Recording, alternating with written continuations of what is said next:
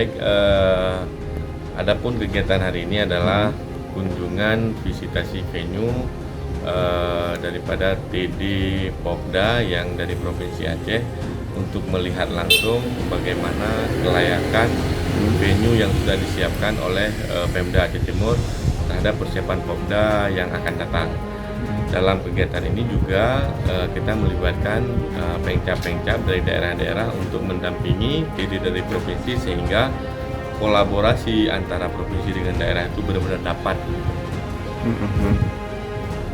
Kesiapan Popda sendiri bagaimana melihat dari kacamata provinsi Bang terkait di Aceh Timur ini?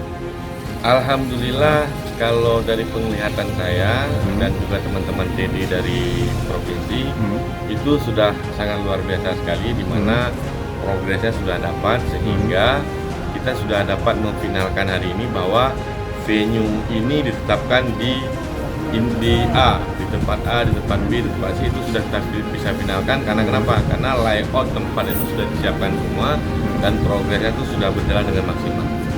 Di dalam waktu banyak kekurangan itu pasti Pak, kekurangan itu pasti, kita manusia pasti banyak kekurangan, tapi sebisa mungkin kita minimalkan.